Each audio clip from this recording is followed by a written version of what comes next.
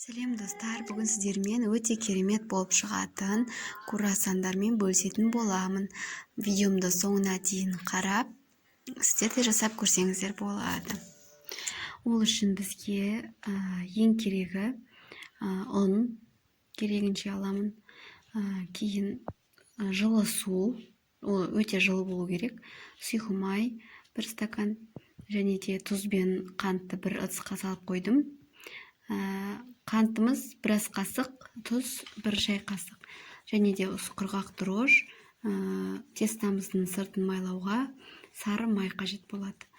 Ең алдымен біз ыдысымызды алып, жылы суымызды құямыз, жылы сүтімізді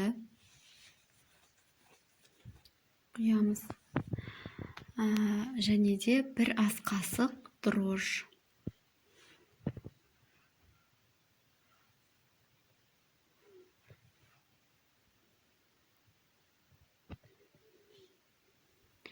Суларыңыз бен сүтіңіз өте жылы болу керек. Араластырған кезде суып кетпеу керек. Сәл ыстықтау болса болады. Әйтпесе қамырыңыз ашымай қалуы мүмкін. Жақсылап араластырып аламыз.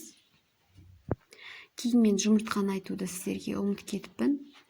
2 жұмыртқа қажет.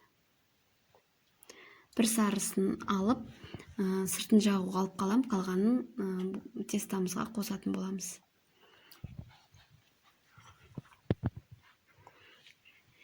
Мінекей, осылай бөліп алдым. Бұны алып қоямыз.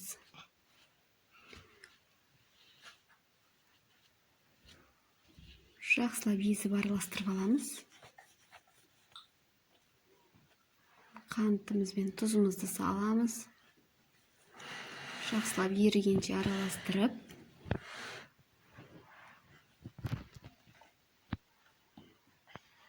сұйық майымызды құямыз.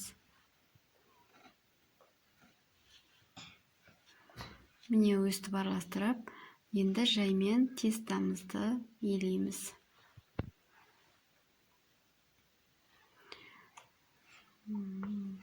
Мінекей.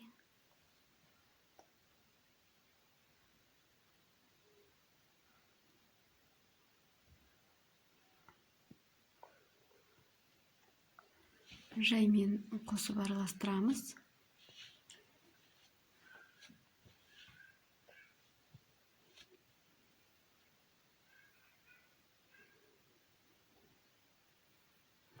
Мен бұдан кейін тағы да 1-2 стакандай қостым ұн. Жұмсақтау болып кетті.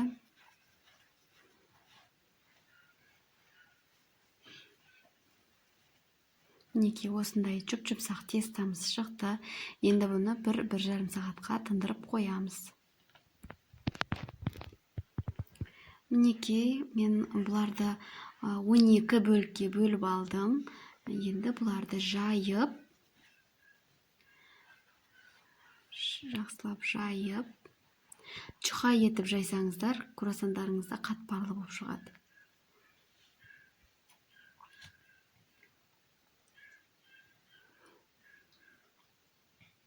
Егерде көп істеу керек болған жағдайда 12-ні 6-6-дан бөліп істесеңіздер де болады. Мен барлығын бірге маймен жағып шықтым.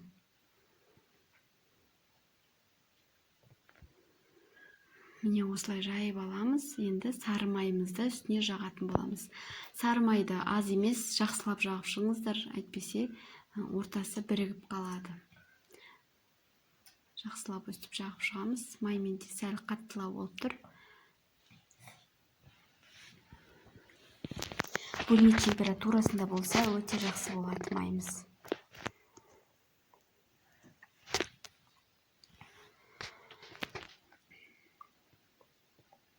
Осылай жағып шығамыз. Тағы біреуін көрсетіп жіберейін жайып.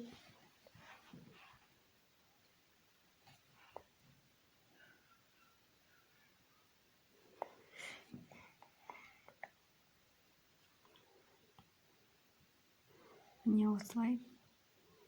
Осылай үстіне қоя бересіздер, жағып, сыртына қайтадан сары май жағасыздар. Осының барлығын осылай бір-біріне жабыстырып шығамыз. Міне менде осылай болып шықты. Барлығын бір-бірінің үстіне осылай қабаттап шықтым. Енді бұны салфанымыздың көмегімен жауып қоямыз. Бір 15 минутқа тындырып жая бересіздер.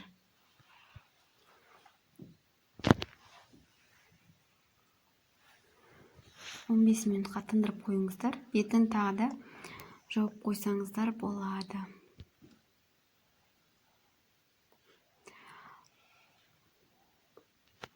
Оған дейін, тынғанға дейін біз салмамызды дайындап аламыз. Круассанымыздың ішіне мен творог пен қант араластырып салатын боламын. Бұның орнына вареный сгущенканы немесе таза шоколадты салсаңыздар болады. Шоколадпен де өте дәмді болады. Біз көбінде творогпен жасаймыз. Творогымызды дайындап алдым. Начинкамыз дайын болғанша тұрады. Енді міне оған дейін біздің тестамыз да дайын болып тұр екен. Енді жайып бастаймыз. Онды жақсылап сеуіп алыңыздар, әйтпесе асты жабысып қалады. Асты ешқандай жабыспау керек. Онда жақсылап сеуе берсеңіздер болады, өйткені асты жабысып қалуы мүмкін.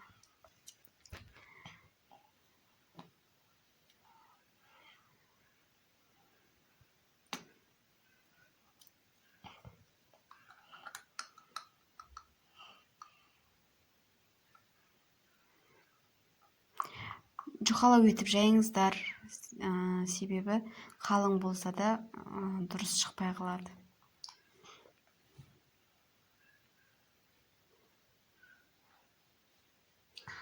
Өте жұқа қылыңыздар. Кейін қатты басып та керек емес.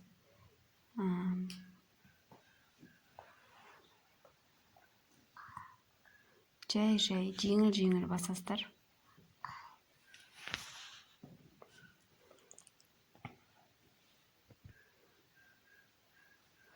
Міне, жайғанымды көрсеттім толық.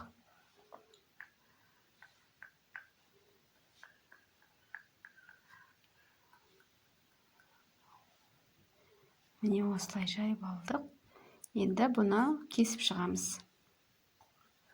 Егер де үлкен болғаны қаламасаңыздар, мен мына жерде 16 штук шығады. 16-дан көп жасасаңыздар да болады.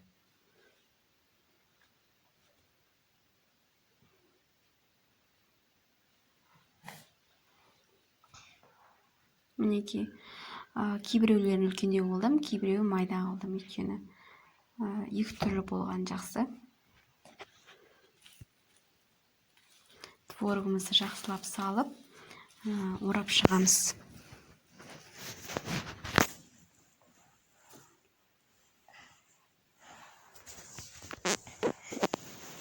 Мінеки осылай болып шығады.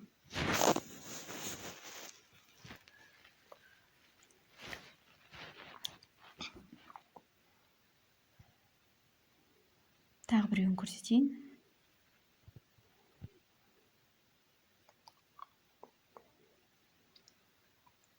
Міне осылай барлығын жасап шығамыз. Мінеки мен жұмыртқамен майлап духовкаға саламын. Духовкада 30 минутқа 180 градуста пісірсеңіздер болады. Менде пешім тез қызатын болғандықтан 150-ге қоямын.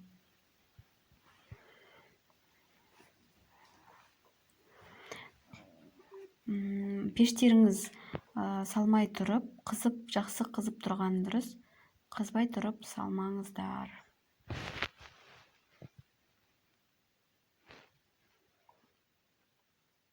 Мінекей дайындап алдым, енді пешімізге саламыз. Міне біздің круассандарымыз дайын болды. Қазір ыстық.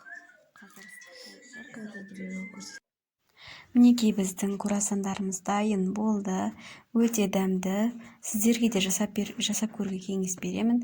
Менің каналыма тіркеліп қоюды ұмытпаңыздар.